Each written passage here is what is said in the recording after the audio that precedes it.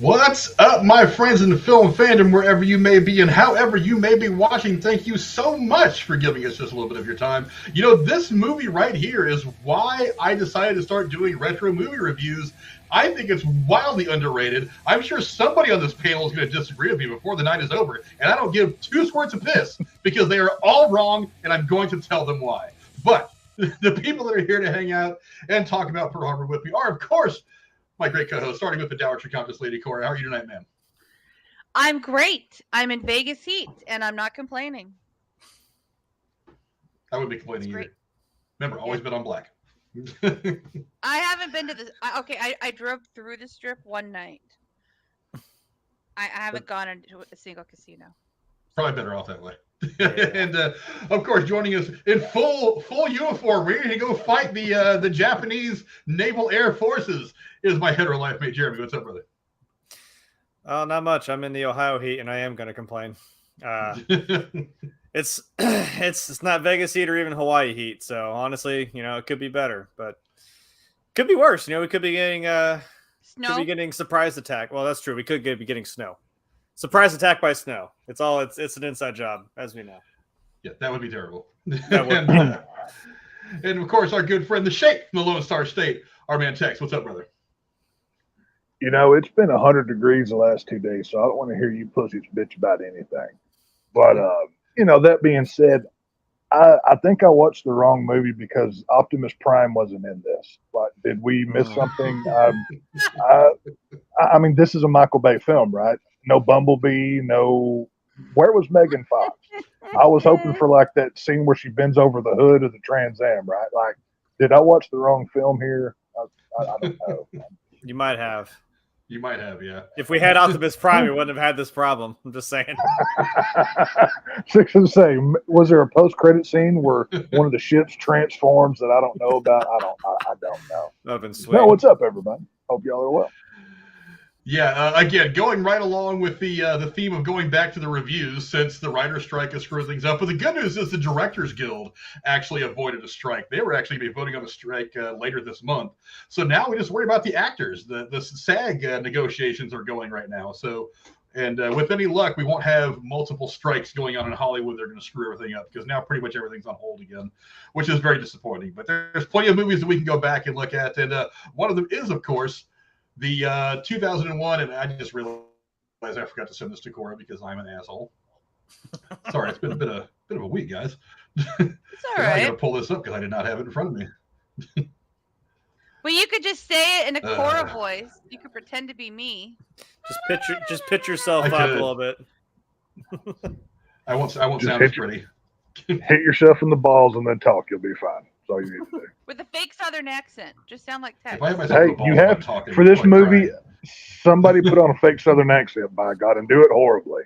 It's demanded for this piece of film. Like I said earlier, I think my Midwest accent's going to get in the way. I don't know if I can do it. I'm not from the right part of the country. I couldn't even try. I don't know. Right.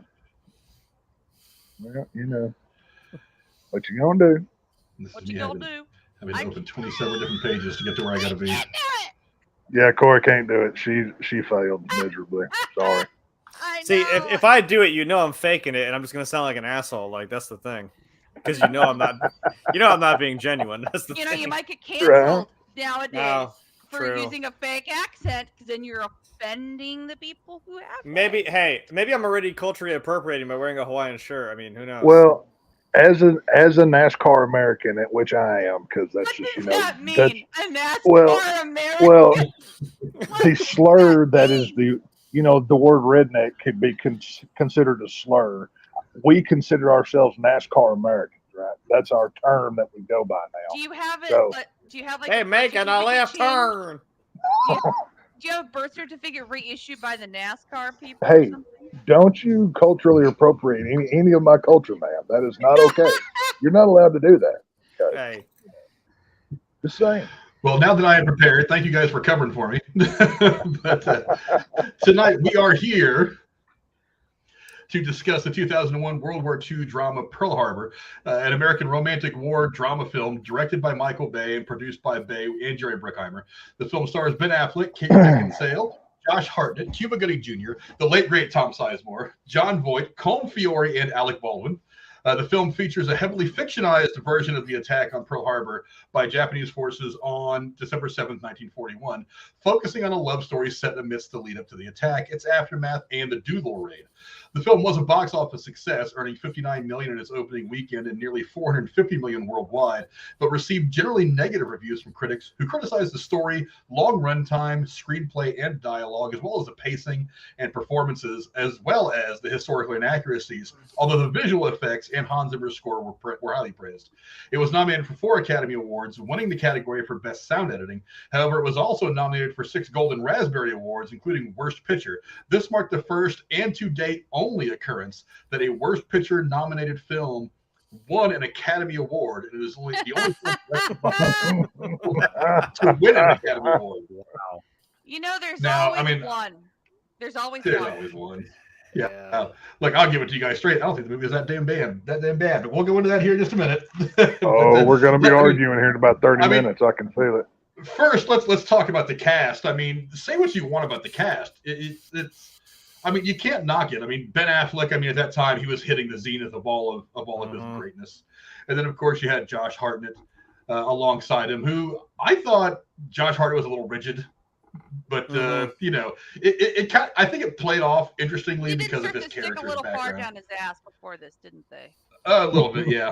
But Kate Beckinsale, you can't knock her at all. I mean, if anybody could pull off, she can play a vampire, right, bitch in latex, and don't get me started. Buildings, right, and look hot at it, and she can be the sweet nurse from the 40s. She can do anything.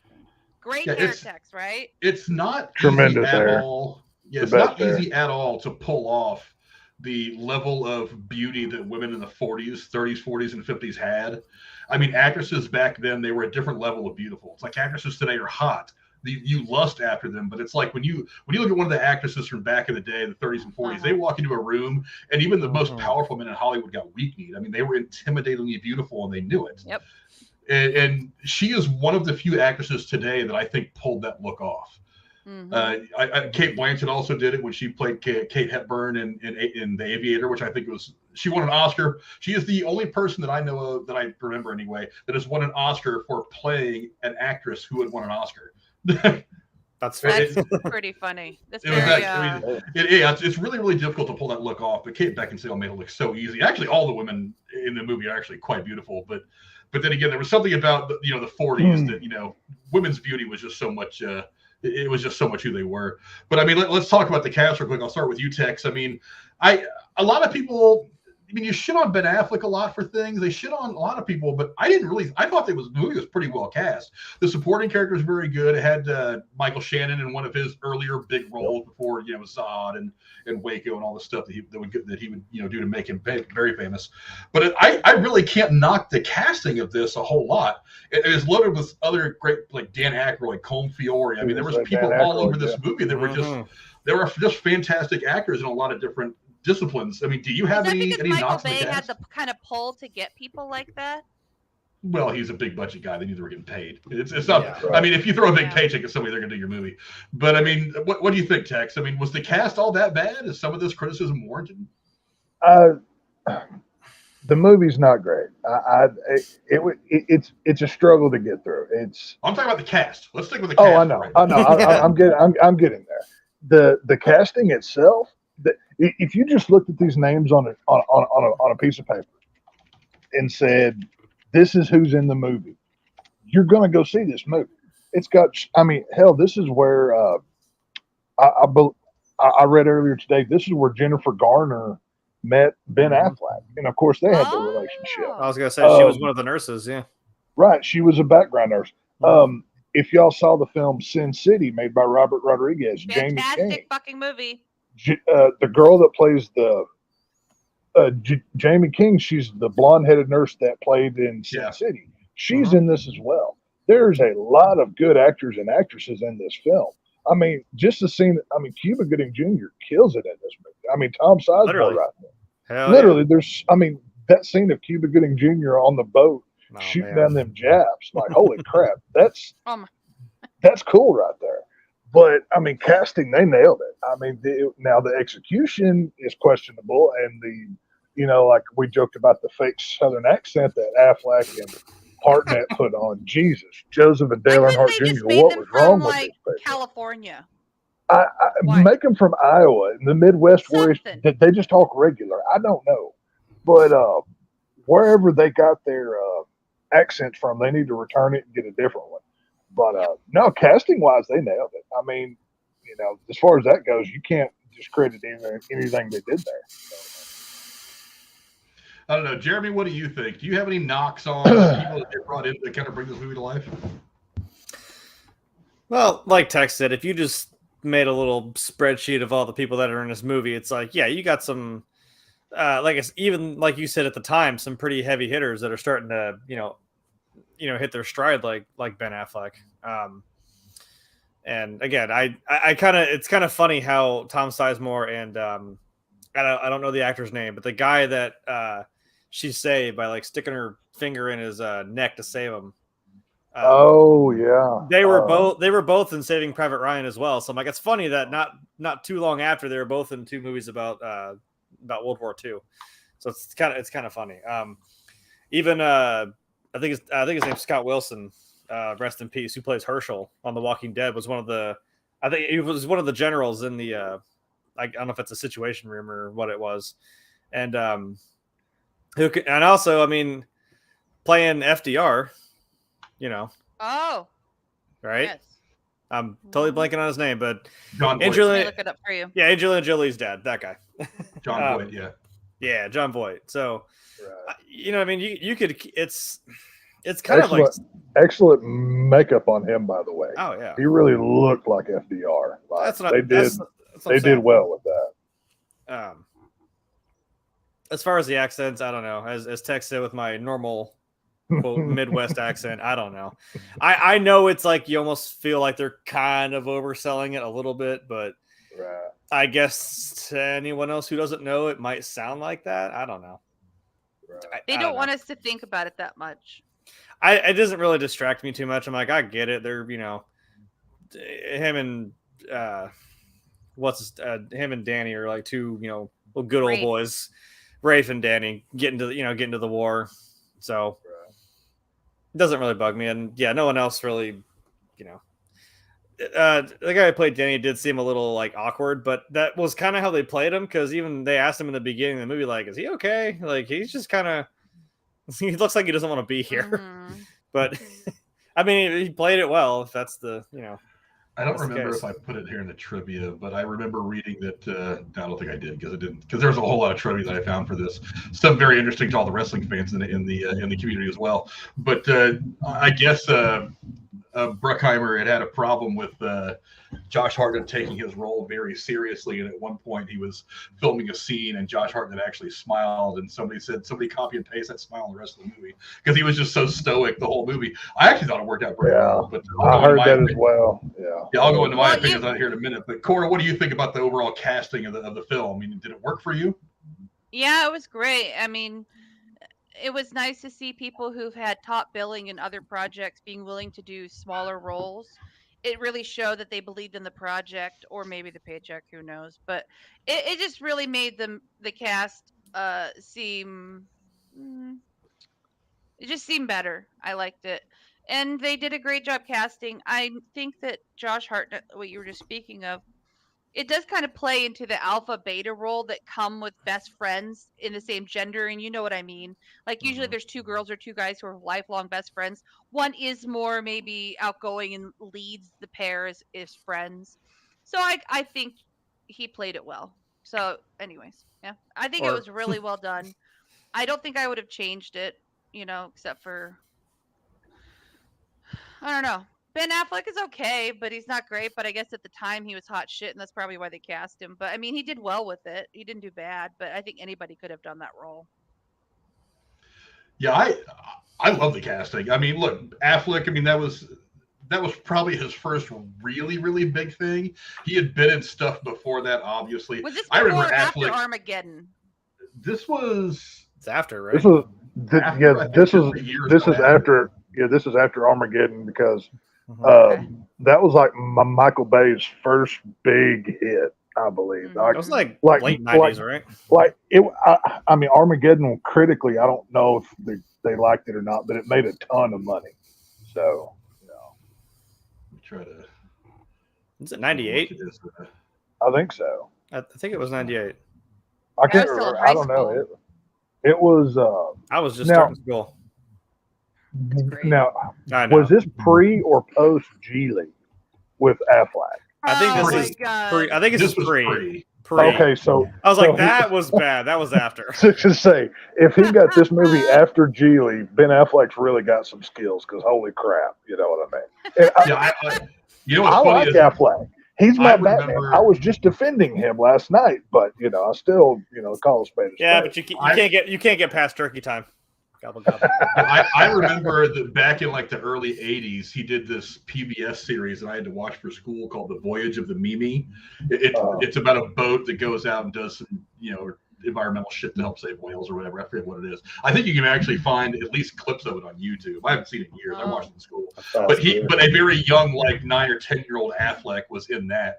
And then the next thing I remember seeing him in was Dazed and Confused. And I was just like, I see that guy and he looks super fucking familiar. But I can't place it. It wasn't until a couple years after that, after he had kind of hit his stride. And then he was in Rats Chasing Amy and stuff like that had come out. Dogma. That I started to look into a little bit more. And then of course the internet age. I got more involved in the internet. I looked into it a little more. I was like, that's where I saw that kid before. He was a little boy on the boat. But I actually love the cat. Look, I don't know why people shit on the performances so much. I actually really like the dynamic between Josh Hartnett and Affleck because Cora talks about that relationship between close friends. It really did seem like neither one of them was really the alpha. It's just like one of them had holes in who they were, the other one had holes in who they were, but it all kind of melded well. Like both of them were they were very much equals in many senses, but very much opposite in others. And isn't that kind of how the best friendships sometimes work out? The best relationships, period. I mean, they did really kind of feed off each other a lot. And I actually thought it worked really, really well.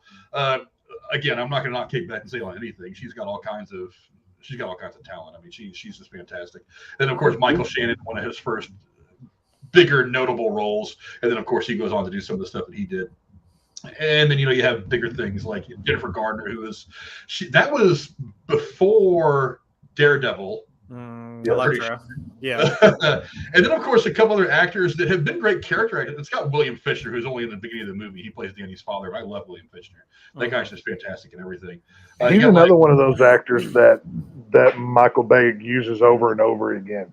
He was in Michael Bay's Ninja Turtle films and a bunch. I think he may have been in a Transformer movie. I can't remember.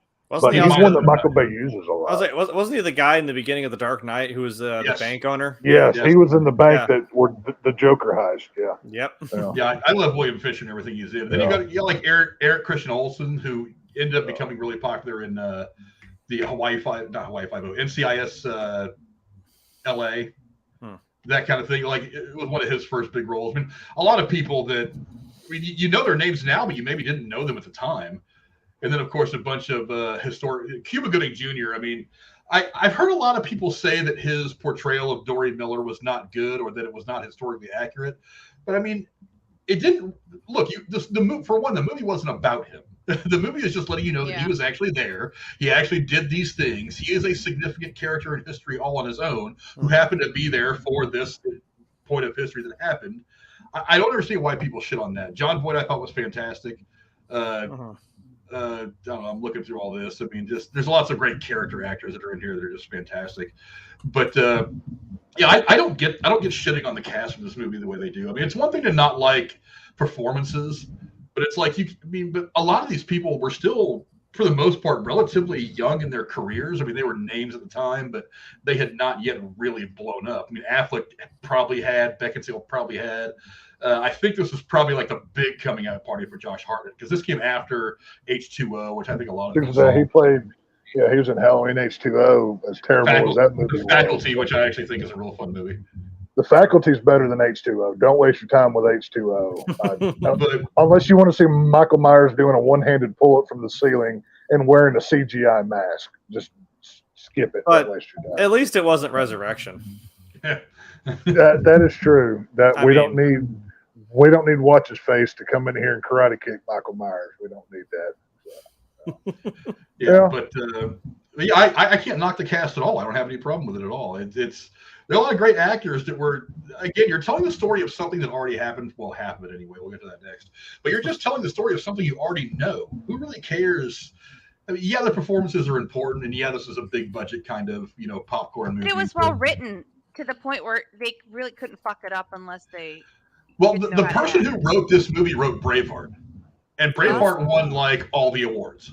So, but it was also god awfully not accurate at all. Honestly, this look, we'll go ahead and move on into this next topic before I start bitching about historical accuracy. But yeah, I mean, for the most part, I mean, I think the cast was pretty good. Go down the console, let us know what you guys thought of the cast. But let's move on now and talk about the plot. Obviously, the love story kind of dominates the first half. I mean, then the attack happens in like the second end of the middle second act, middle of the film, and then the rest of the movie is mostly about preparing for the Doolittle Raid and things like that, with kind of the completion of everything about the love story. I'm not gonna lie. I mean, I'm gonna love on this movie where I feel it needs love, and I'm gonna hate on it where I feel it needs hate. The love story was pointless. I get it. You need to. Because part of making a movie is you can just make a movie a lot of explosions about the military, even something like Pearl Harbor, which is a historical point, without trying to keep the women involved. You want the women to come in and like it too. So throwing a love story in there, it made sense theoretically. It just didn't work for me. I think it would have been much better off if they would have altered this around a little bit and made it not so much about the love story, but just made it about the characters against the backdrop of this historical event. I don't know, Cora. What do you think? I mean, am I wrong? I mean, the love story probably hits you a bit differently, but for me, just from a creative point of view. No. I'm going to tell you the best way to watch this movie. You leave the sound on.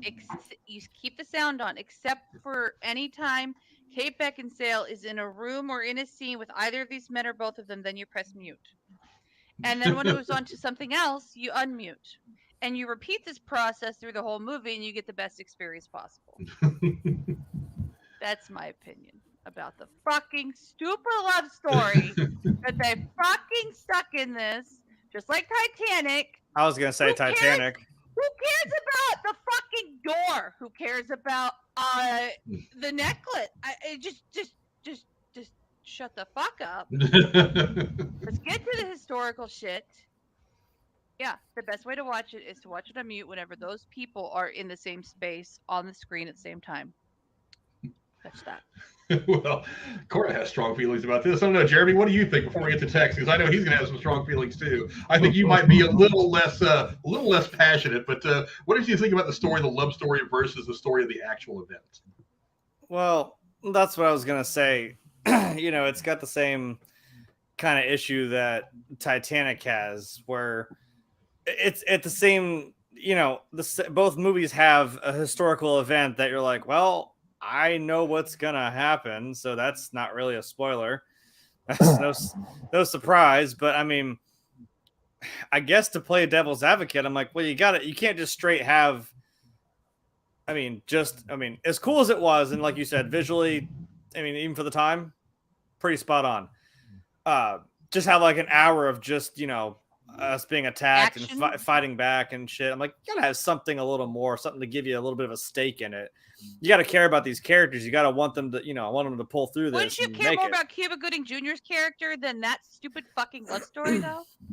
Well, since he was actually one of the sailors on one of the ships, sure. I mean, yeah.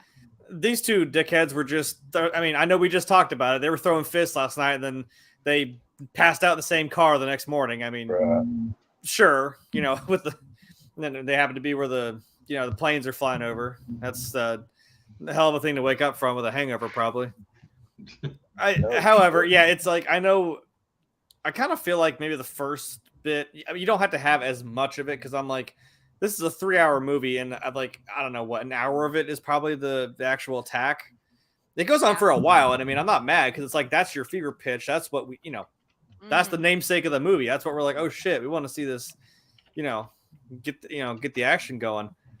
I don't need this much of a setup for the love story. I'm like, I get it. I get what happens. And sure, dude went over to go go fight for England, and it creates a whole problem. You know, we were talking, we watched it. I'm like, well, this is kind of the same plot as The Walking Dead, but at least it wasn't as short of amount of time. And I'm like, I can at least sympathize with them a little more. It's not as bad. I don't know. And then it just kind of after the attack, and then it's like, I don't need to see a whole another hour and a half of them doing the Doolittle Raid. I'm like, I kind of get it. Maybe do the thing and kind of tie it all up there, because it feels like I'm like, oh my god, now I gotta watch them fucking, you know, they gotta land in China, and then dude gets killed. And he's like, you're gonna be a dad. I'm like, can we stop volleyballing with the two of them? Like, I get it. It's like they were together. Now they thought he died, so they got together. And whoopsie, you didn't pull out. Now you have a different issue. He comes back and he's like, oh crap. Now what do I do? He's like, I'm gonna be the bigger man. I'm gonna walk away. And then his fucking buddy dies in his arms. He's like, you're gonna be a dad. I'm like, what? Actually, Okay. great. You're much waiting both till of I'm dead to The fucking pull-out- tell me. Why the fuck didn't you tell me it like 2 months ago? Well, I don't know. That was a parachute, but that was definitely not safe sex. The pullout game was weak back in the 40s. Right. If it was 1940s looking Kate Beckinsale, I don't blame dude. To be fair. However, it's adorable. They named him after his dad, but I'm also just kind of like, okay, but he got her in the end, I guess. Okay. I don't know. I appreciate the war movie aspect of it, but I'm just like, I don't need, again, 2.5 hours of a love story. I get it. Okay. I get the setup, but after that, I'm kind of like, okay, I don't need it. It makes you not want to watch the movie again. Well, you wait for the best part when the shit starts to pop off. You're like, oh my god, oh shit. And I get it. We got to have everybody all in the same. Well, it's one island. I would much rather but... watch Dan Aykroyd's character and other people in the military sit and talk about their shits than more the love story. Like, stop. Well, like the movie Midway, very good movie. Yeah. Yep. Yeah, like it kind of balances both. It's got a lot of big name actors in it that are all kind of doing their parts about this. This is probably this is obviously after this event in the battle in the Pacific, but that managed to balance a lot of good, a lot of shit. They didn't feel like it was. That movie was maybe like 2.5 hours. Mm-hmm. It didn't feel like it. This one does definitely feel like 3 hours, but I'm kind of like after the smoke settles, I'm kind of just like, okay. I feel drained. Like, oh my god, okay. Yeah, I could have lost some of the love story stuff in the first act and shortened that movie by about 15 minutes. To kind of make it go a little smoother, but that's just. Well, what about this, Frank? What if they had left her in love with Rafe, right? And then they think he's dead, and that that she and Danny are just friends, right? Yeah. And then Rafe comes back, and then they're in love again. Like, skip the back and forth shit. Like, it felt a little ridiculous. Well, I personally, here's how I would have done it if it were me writing this, because those characters were based on real people. The love triangle didn't exist, but Kate Beckinsale's character was based on a nurse who was actually there, and her boyfriend was on one ship and her brother was on another. So it wasn't a love triangle, but she had people that were there. And the two pilots, the Rafe and Danny, were based on two pilots that actually managed to, I forget how I read it, managed to get their planes in the air or managed to do some stuff to kind of mitigate at least what two guys could do, mitigate some of the damage to the attack. It would have been easier for me if they would have just had the relationship between her and one of the guys, and then had the friend there, and then they all kind of eliminating the love story, just having it be these three people experience this thing together and see how it affects them, instead of kind of wasting time with a love story. I mean, I feel because you could have had the love story between Rafe and Evelyn, and not the love triangle, and not made it so annoying. Back, and then and Danny was looking out for her, but not necessarily trying to get with her. So I don't know. Yeah. I don't know if it maybe tried to play into the whole, like, again, these guys are like childhood best friends, and it's like you have this, massive historical event that this happened, and it's kind of like, hey, we gotta. I mean, I know we just fought it out last night and passed out in the car, but we need to put the shit aside, and we got a bigger problem to deal with right now. It's like maybe this disaster kind of brought them together a little bit and kind of got them to, again, we got bigger things going on right now. Like I said it before we came on here. I'll do my best, Josh Hartnett. It's like I think World War II just started. Yeah, I don't know. I could have lost the love story and changed around those characters enough to where it wouldn't have been so obnoxious, because you would have had the love story between Evelyn and Rafe. And then Danny could have been the guy who, he just played a different part in the relationship. Oh, I know. Evelyn got knocked up by Rafe. They think he's dead, and Danny looks out for her but doesn't fall in love with her and offers to raise the baby with her. And then Rafe comes back just in time before that ever gets executed. Boom. Yeah, but you still end up kind of in the same place, though. I mean, he's just going to come back. He's like, okay, Rafe, here's your pregnant chick. Right. That would have been a bit of a letdown thematically, but I mean, instead of him doing it, he's like, here you go, you can have that back. Like, okay, dude. So I mean, maybe if it would have been written, I mean, obviously this didn't get written out that way, so maybe it would have worked that way if it had been written that way. But I mean, just the way it all played, I don't know if that would have worked either. But there definitely needed to be kind of a different take on that, because it was super. The love story was kind of obnoxious.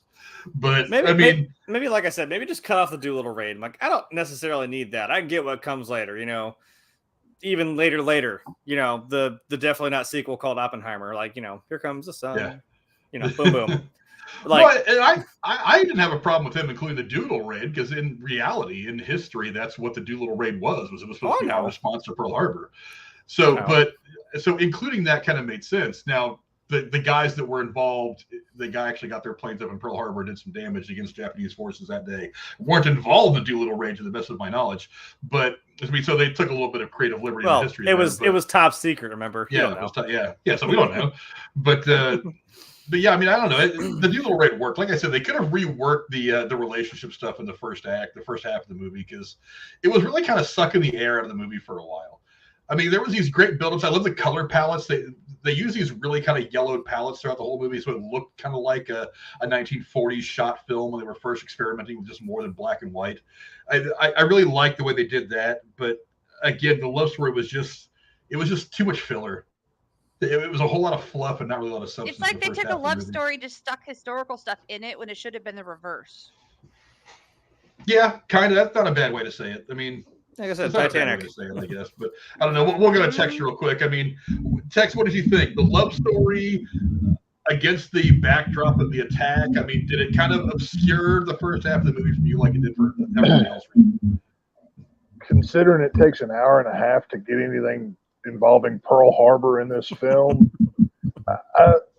kill me now. I don't watch Lifetime Channel for a reason.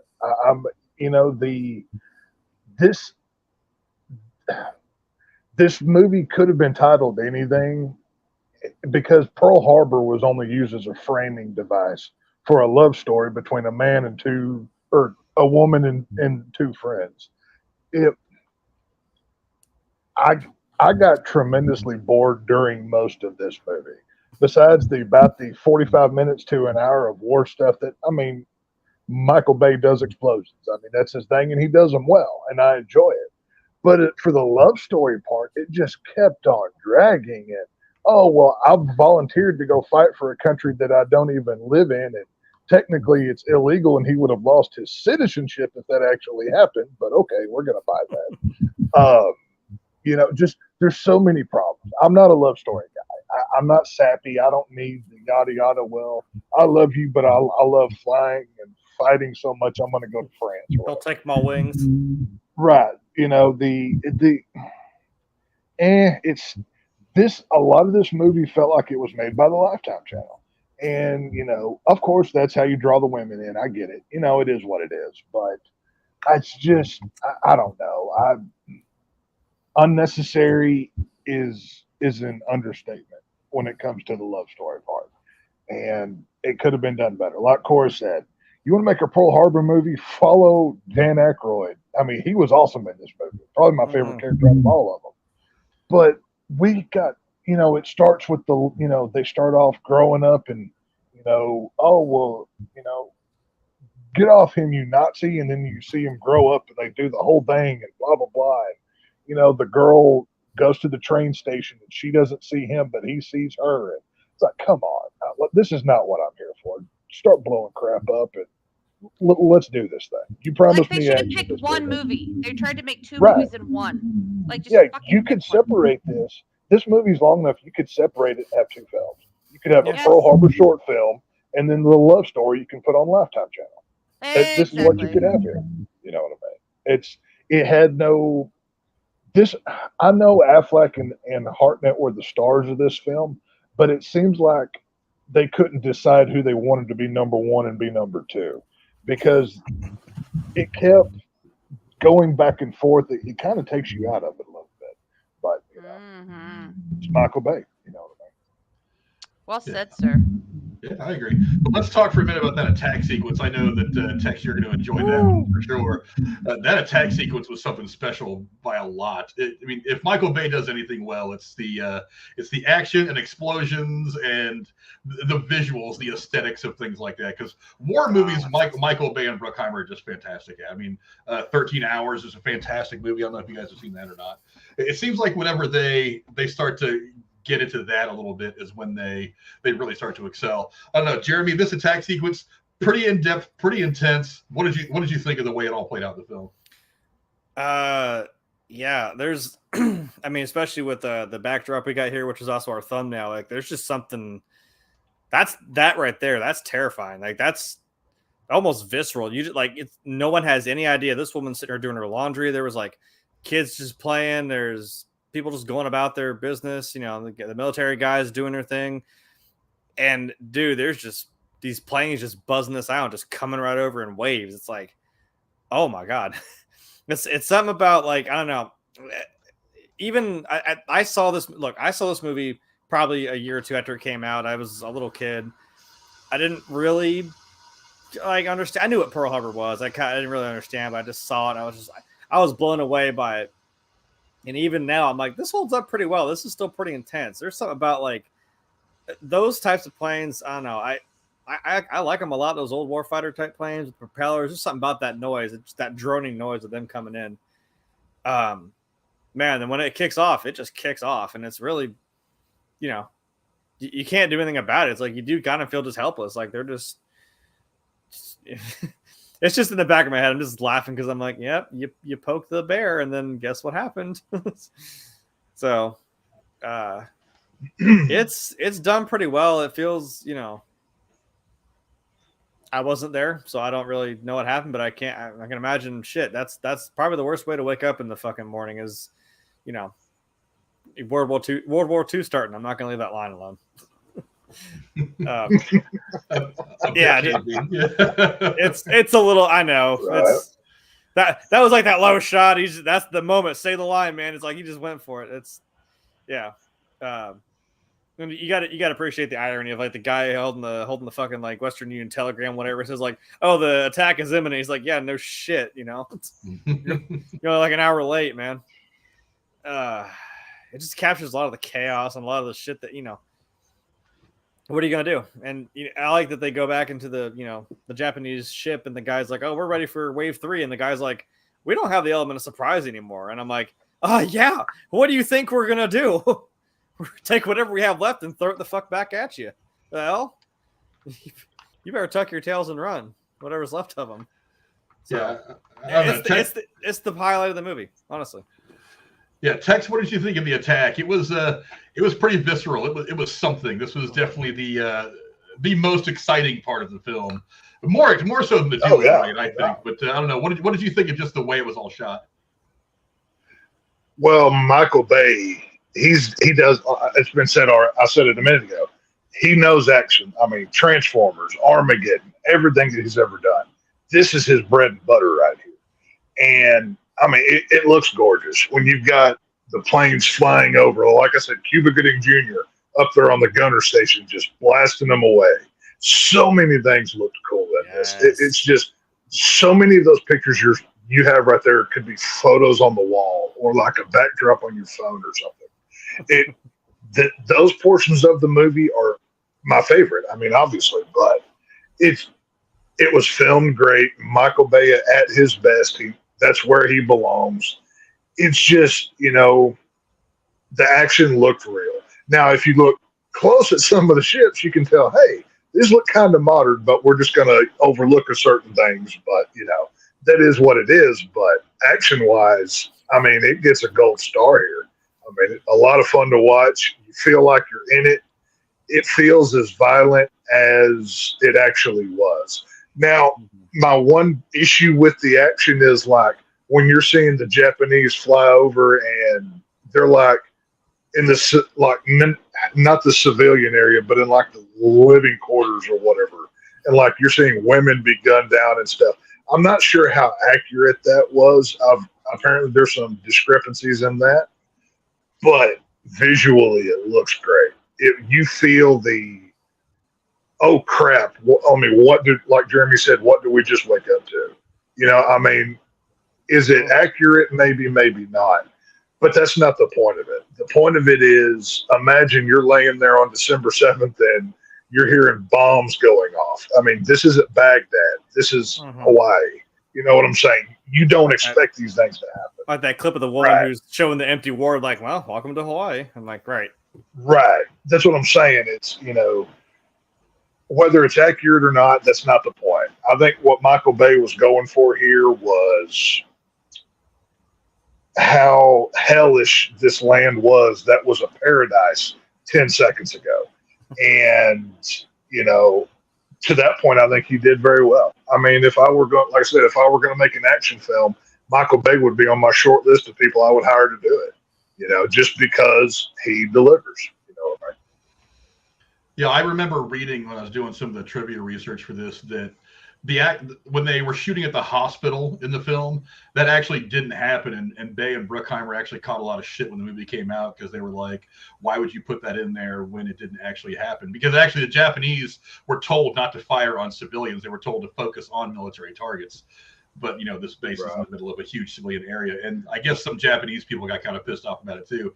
Michael Bay, for his part, said, I want to display the brutality of the day, and this makes it feel more brutal. I get it from a theatrical point of view, from a narrative point of view. I probably wouldn't have put that scene in there, and maybe he regrets it a little bit, but I kind of get what he was doing, I mean, for the creative aspect. Well, I mean, could you kind of attribute that to like artistic, reliability where there's kind of a plus negative or license? Yeah, sorry, wrong word. Artistic license of, like I said a minute ago, he was trying to, like I said, show the hell that they were living in. I mean, besides the people who were there, nobody knows exactly what happened. So it's like that whole, when a film says this is based on a true story. Well, that can be 1% or 99%. That's a very large scale. So you have to, take it with a grain of salt. At the end of the day, don't forget this is a movie, not a historical documentary. So keep it. I do think the historical accuracy of it's a movie, not a documentary. Yeah.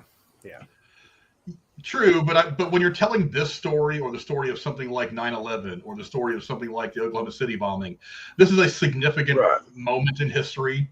It needs to be told. Oh, I agree completely. Yeah. So taking too much creative license would kind of annoy me. But it doesn't bother me that like them attacking the hospital was in there. It's like I kind of get it. I mean, let's face it, civilians died that day. So they may not have been targeting civilians, but civilians died that day. Yeah, so you still got buzzed, I'm sure. Yeah, you can't avoid telling the truth about it all. But we'll get into the historical accuracy in a minute. Cora, real quick, we'll go to you now. The attack sequence was obviously the most exciting part of the film. Yes. Get your blood pumping a lot more. How did that particular sequence hit you as you were watching the film? Well, it woke me up after the love story put me to sleep. So that was nice. A little jolt to the She brain. woke up with them in the car, like, pay attention. This is what matters. This is what you came for. Make you wait for it. It was just moving. My grandfather couldn't fight in World War II for medical reasons. My grandmother's brother went, and the love of her life died flying, by the way, just like these guys were in an airplane, and that's how she ended up marrying my grandfather. So you hear about these things growing up. We all have in school, and having no idea what things are like in that moment.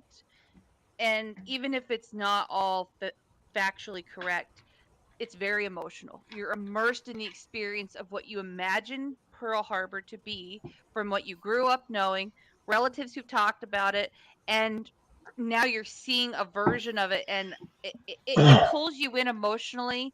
And even now, just talking about it, I'm feeling emotionally moved. And I think it connected me more with the experience of that generation of persons who lived this, because I had even just for 15, 20 minutes, I got to, and just when you think it might switch gears, there's more action and more action and more action and more action. So I'll say that Michael Bay and whoever the fuck, wrote it all, but they did a good in that. Bruckheimer. Thank you.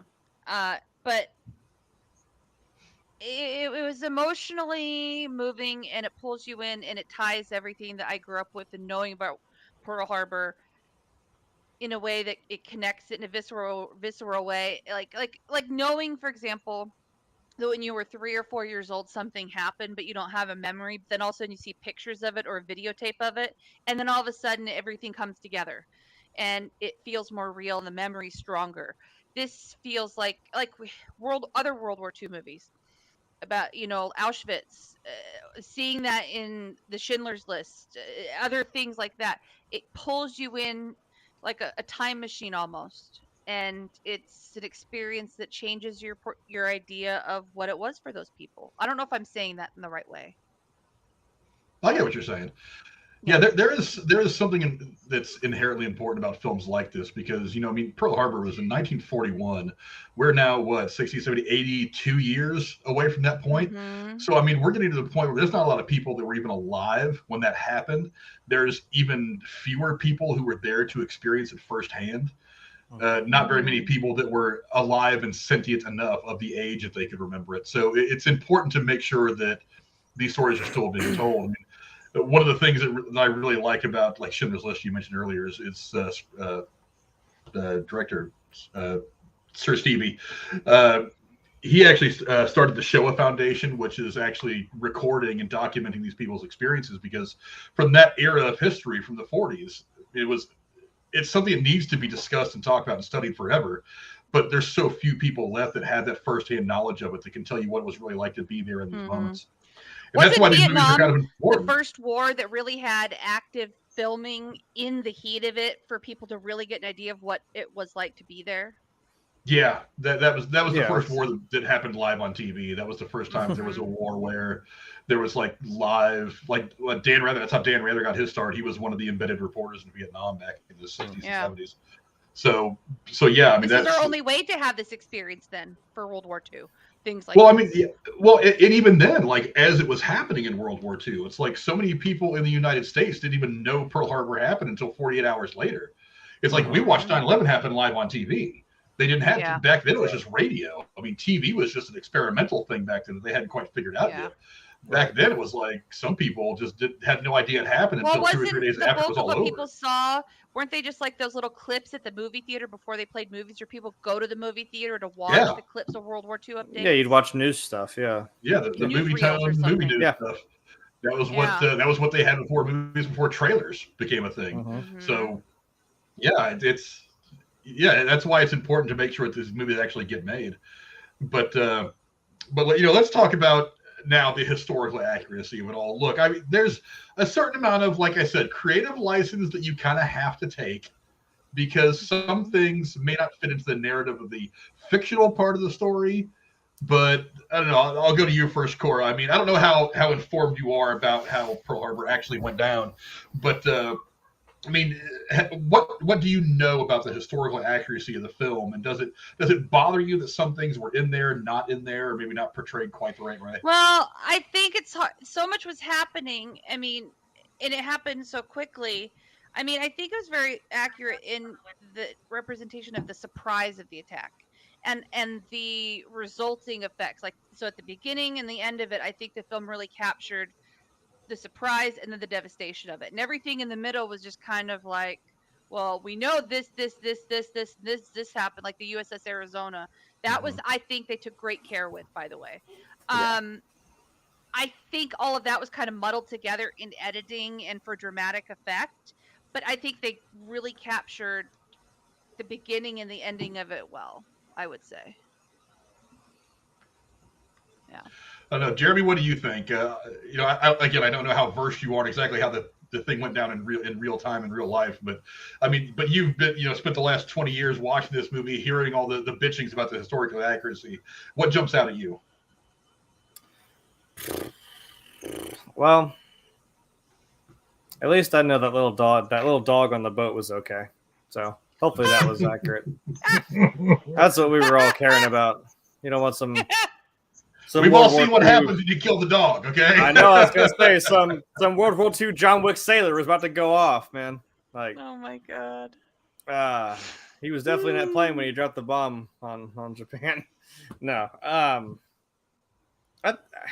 don't know, because like, again, I wasn't there either. I kind of agree with Cora. It's like, obviously it's going to be the biggest part is the surprise and kind of unprepared, like, we're not expecting that. And I don't know if the whole, like, they moved the ships in a certain way, because I mean, they probably really weren't expecting to. I know it seems like it's looming, like they're all like, this war is going to come eventually, and it's kind of like, you kind of feel like, it probably will, but some of the ships were being worked on at the time. They weren't just sitting there. Sometimes they were in a state of repair, or different levels of them being, I don't know what the word is, not staffed but manned. Like, for example, they weren't ready to USS go. Arizona was pretty full. Like, they were pretty much ready to go. And I think some of this, like, I'm sorry to chime in, but you don't know. Some of the people who survived, who were on these ships, a few that did, can tell you where they were in the moments that it happened and what happened afterwards. But for the people who did, I mean, there's a lot of guessing about, well, did this blow up first? There was no, like, it's a different time. You can't go, there weren't cameras. I mean, I think they did their best to guess how sequentially, this and that. And I think with the USS Arizona, they had more information, but I think there was a lot of license with that. But when shit gets blown up, does it matter if this room went up before the other? No, it doesn't. We get the point. Like, yeah. Mm-hmm. I was gonna say there is that. We've all probably seen that famous photo of the Arizona, like, just kind of tilting over and then all that smoke pluming out of it. It's like, you kind of saw that in the movie. You can see the tower of it kind of going over and the the smoke coming up. It's like, we all know that. So at least they kind of gave that, gave it its due. And obviously because that's where that they've got that memorial belt over top of it where it sank, because we're talking like 1,200 people that were still killed. And 900 bodies couldn't be recovered. Yeah, that's just their final tomb. That's their resting place, is that they were trapped in that ship. And it's like, I knew they were going to at least, like, we know that, and that's a nice thing to pay some respect to. But like you said, I mean, I don't know if it hit the left side or the right side of the ship. All I know is that it did happen, It sunk the ship. The how is not necessarily as important. Right. I know who did it for the sake of the screen, but and the desperateness of, like, they were trying to get them out, and I'm like, I don't doubt that, like, the guys in the ship were, probably banging on the pipes and the walls, and people were, trying to get in to get these guys out. It's like, and again, we're all scattered to shit, and we're all just kind of jumping on the bottom ends of boats and trying to cut them bitches open, and it's like, what are you going to do after that? It's more believable than that old couple in Titanic who just curled up in their bed and held each other and just chilled. Yeah. No, I mean, yeah. What do you I thought about that. Yeah. What are you going to do, man?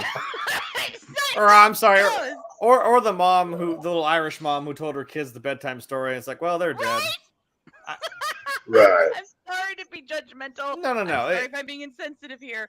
But at least these people were scared and fighting for their lives, because they fucking were. I just can't. Well, I don't know. I mean, I assume on Titanic, it's like they were. I don't know about the old couple, but I mean, I'm fairly certain that the Irish mom and her 2 kids were like third class. It's like they probably didn't really get their chance. So what are you gonna do? I don't know. Comfort the don't kids as know. best you can. I get it with the old couple during their fucking Notebook moment where they're like, "Oh, we're just gonna die together." Like, whatever. I don't know. That movie's awful too, by the way. We're not talking about the Notebook. Oh I my god, agree. no. But- No. If you're gonna review that one, I'm not watching it. That I movie's have never depressing seen the as Note- hell. I have never seen the Notebook, and I have no intention of ever seeing the Notebook. Thank you. It's depressing, man. Like Not I get interested at all. well, the There's focus no of that. way. No, There's the no way focus two of people that can story. will themselves to die together in bed at the same time. It just The doesn't focus of happen. that entire movie is the love story, so that I can forgive. But I'm just kind of like, yeah, like she's saying, I'm like, is it that poetic? I mean, they both died at the same No. exact time. No, Okay, it's not possible. I mean, it's like she forgot everything. Damn it! Frank, I know Frank she and- had Alzheimer's, but god damn it! Frank and Bill's death were way better, way more emotionally satisfying. everything. You know what? The Notebook I'm had no trying to strawberries, not die. none. Pearl Harbor No showed rabbit. people trying to not die. So thank you, Michael Bay. Yeah, I don't know. I just can't. Sorry, I'm I know. ranting. What about you, Tex? I mean, historical accuracy. I mean, it's some things are going to be fudged a little bit for the sake of storytelling, but I mean, I don't think this movie was nearly as bad as a lot of people want to say it was. What do you think? I mean, I can't sit here and tell you here's the real story. Here's how they told it. I can't go beat for beat for that. I'm not that big brain. But what I can tell you is my great granddaddy served in World War II. He volunteered before the draft ever happened, and I can recall as a child. I mean, he was old and decrepit when I was coming up. Right when I mean, he wasn't at Pearl Harbor. I'm not saying he was. But one time he would tell you a story of something he was there for. And then maybe you saw him a couple weeks later and he would retell it, but it was the same story, but it was in a little bit of a different way. You know, I watched the behind the scenes of this before we went live tonight. And there were veterans, some who were there at Pearl Harbor on the making of this film. But I can't help but feel that the game of telephone kind of comes into play here. I mean, this happened in 1941. So for the people that were there, they're not going to remember exactly what happened because think about it. If you just woke up and, Pearl Harbor happened, you're in a state of shock, right? So you're going to recall events a little bit differently. I mean, like Frank, like you talked about a few minutes ago, 9/11. I can remember I'm in middle of nowhere, nothing, Texas. I can tell you exactly where I was and what I was doing the morning of 9/11. I'll never forget it. I'm sure y'all all have a similar experience. I remember. But,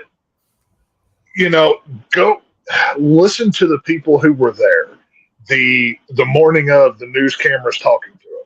Then 10 years later, they did interviews with them again. They're telling the same story, but slightly different.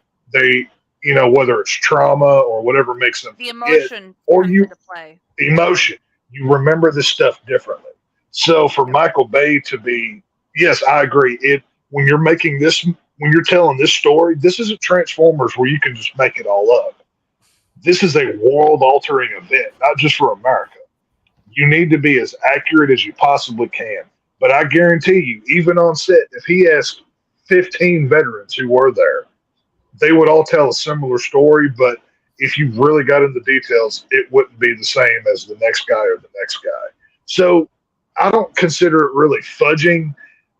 And I'm giving him a little bit of credit here, but I like to think that he was trying to be as historically accurate as possible while still using that artistic license, making a movie. Yes. I mean, it's a fine line. Either you go as historically accurate as possible and it's not entertaining, or you tell the story while keeping the main points, at least. And I think the main points were there. Now, some of the side details, they may have been fudged around a little bit. But I like to think with as pro-American as Michael Bay is, he's not going to tell the soldier's story bad. I mean, he's one of the ones in Hollywood. At least, right? Right. At least intentionally, yes. I like to think that he wouldn't, do these guys dirty. He's always been one that you see doing veterans affairs and charity events and bringing them on set. And a lot of times in the Transformer films, he'll have real soldiers come in and play soldiers in those movies. So he's very pro-America, right? At least, commercially. I don't know about his personal life, but I like to think that he probably tried his best. And, whether there was studio that wanted to change something, who we'll never know. But, of course, Michael Bay is going to get the biggest part of the judgment for it either way. So, Yeah, most of the reading that I do on this, it's like some of the survivors of Pearl Harbor and military historians kind of shit on it for whatever reasons, and their reasons are their own. I'm never going to claim that people are actually there don't have a beef, but it's like some of the stuff. It's like this thing about the inclusion of Affleck's character in the Eagle Squadron is another inaccurate aspect of the film, since active duty U.S. airmen were prohibited from joining the squadron. Although some American civilians did join the RAF, the Battle of Britain had already ended in October of 1940, whereas the film still has it happening in early 1941 with dogfights over the English Channel. None of the Eagle squadrons of American volunteers saw action in Europe before 1941. Yeah, but you're talking about just telling the story, though. There is a certain amount of fiction to every true story that you tell in Hollywood. I don't really think that does anything to spit in the face of anybody who was actually there or actually served in the Eagle Squadron or fought in the war. You're just moving a little bit of stuff around to try to make it fit a narrative for the movie. And I don't think that's really any of the bad things. The other stuff I'm looking at here is, like I said, the scene showing the Japanese targeting the medical staff in the hospital was not accurate. Although the hospital was damaged in the attack, the Japanese did not deliberately target the hospital, and only one single member of the medical staff was killed as he crossed the Navy Yard to try to report to the hospital for duty to help. So that was him being in the wrong place at the wrong time. Stuff about the airplanes. It's the technical stuff. Come on. It's, for one, you're not going to notice it the way the movie's paced. You're not going to notice if it's a B-25B or a B-25J. Most people who don't know aircrafts aren't going to notice that or really care. They're just going to go, it's a plane. Yeah, it's an airplane. It was the kind of airplane that flew during World War II. That's all I really need to know. Yeah. Let's see. The way that it was portrayed that people like Nimitz and Marshall and stuff like that, the advisors for the president to Roosevelt, didn't want to bomb or respond to Pearl Harbor somehow. That's the way it's portrayed in the movie. That's actually not accurate. They were the ones that were really pressuring FDR to actually do something about it. But a lot of these things I'm looking at, it's like they're kind of little things. It's like this one. A sailor has a pack of Marlboro Light cigarettes in his pocket. They weren't introduced until 1972. Who fucking cares? Right. I saw that one, and then the other big one I saw was the glasses that Dan Aykroyd wore in the film weren't invented for the time period either. So nobody cares. There's nitpick stuff. Yeah, if you're gonna that's what I'm nitpick saying. stupid shit like that, then your argument is weak. You have to It's be like- a mean Well- fuck to care about that. You're over here Well, like it's not fucking, even just that. you're over here like Nedra, like Marblow's. We got Marblow's here. No one cares. Well, it's not even just that, but if you're going to a Hollywood big budget film for your history to learn it, you're an idiot. Go read a book. Oh yeah. You know what I'm saying? Or at minimum, go watch a documentary that is produced strictly to just tell you how it went down. And even then, as I said, you're still not going to get the exact true story because guess what? Our memories change over time. Just go watch a news coverage of 9/11 from the day that it happened to a week after to a year after. It's a complete different story. So it's just, you take it with a grain of salt, and it is what it is. It's just, calm down, people. Mm-hmm. Yeah, some of this stuff really is aesthetic. It's like countless other technical lapses ranked film critics, such as Bay's decision to paint the Japanese Eurofighters green. Most of the aircraft the attack were painted light gray or white, even though he knew it was historically inaccurate because he liked the way the aircraft looked because it would help audiences differentiate the good guys from the bad guys in the film. That's purely aesthetic, purely creative that you need to just But he has from to think visual about that standpoint. as a filmmaker, doesn't he? Yeah, that's the kind of thing that he needs to think about as a filmmaker. But it's like these people are using stupid shit like this to be like, oh, that's why this movie sucks because it was green instead of Oh, white. shut Who up. fucking cares? Get whatever. It It's had like- the big red dot on it. I know that's a Jap. Yeah. Like, come on. It's like, We know It who was- is who. it wasn't Well- like they changed it in North Korea, so because modern day we're all about North Korea. So I don't know, Yeah. just whatever. The majority of the people going to see this, the majority of people going to see this movie couldn't tell you. You could present them. Here's one story. Here's the other. Which one's the truth? They're not going to know either way. They want you to tell them a good story and overall tell the message, not minute by minute what actually happened. I mean, different audience here. It's just one of those things. Mm-hmm. And then some of the other small. It's like in another scene, Admiral Yamamoto, played by Mako, by the way, who was one of my favorite Asian actors ever. He was in all kinds of shit in the 70s and 80s. I fear all we have done is to awaken a sleeping giant, is what he says after the attack is over. A quote which was copied from the 1970 film Tora, Tora, Tora, even though there is no evidence at all to prove that Yamamoto made that statement or wrote it down at all. So that's kind of, I mean, True. I have one phrase for you. Let them eat cake. She never said it. She never said it. Yeah. Wow. Yeah, she did. You know how I know? It's written down somewhere in a book. Because they've been saying it forever, so it must be true. Right, right. But yeah, I mean, I don't know, whatever. But you know, here's what I'm gonna do. I'm gonna rant a little bit here. Oh boy. I've never understood the hate for this movie. Everybody loves Titanic. No. And they hate Pearl Harbor. Here's where I'm going to defend Pearl Harbor very strongly. They are the exact same film. That's what I was saying. They are a fictional story of these fictional characters set against the backdrop of an actual event that actually happened in history that we know happened. Mm-hmm. Kate Beckinsale and the two guys, Pearl Harbor. Jack and Rose, Titanic. Uh-huh. And I don't understand why. Now, for one, it's popular to hate Bruckheimer. It's popular to hate Michael Bay. It's popular to hate their films because it's trendy. People do that shit because other people are doing it.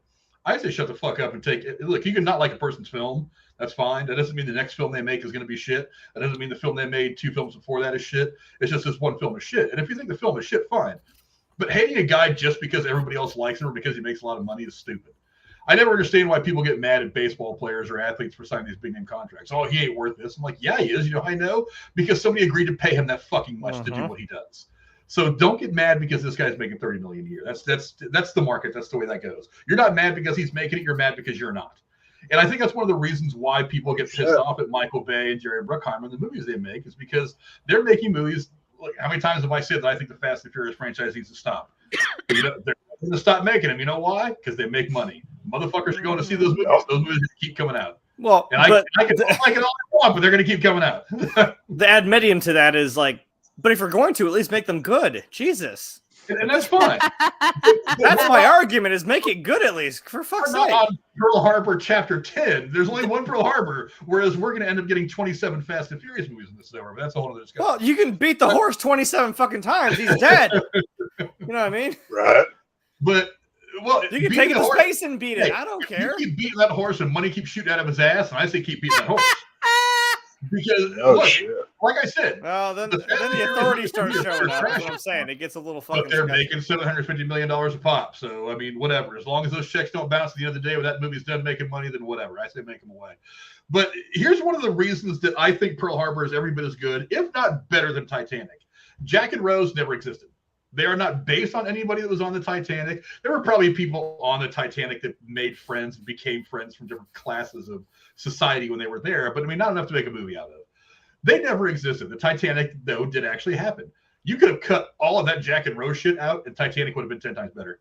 It would have been much better to see a movie just about Titanic. The building of it, the launching of it, the sinking, the aftermath would have made a great movie. Jack and Rose were completely pointless. I just don't get it. At least I think that'd be more of a. Wouldn't that be more of a documentary though? Because you're not, like that was my point. Is like you're not clinging to something. We know that, but it's like we got to care about something. So that's why you have the story. Well, that's the care movie because it's been just pounded into our brains for, well, in the case of Titanic, over 100 years that this thing happened. So now, and they've made movies about it before, where it's been really just about the actual incident of the sinking of the ship and not this whole Jack and Rose kind of love story. But the reason why I think Pearl Harbor is a better film in that respect is that all of the people in here are based on real characters. Well, the significant characters anyway, the main characters. Are based on real people who actually did shit. Jack and Rose didn't do shit.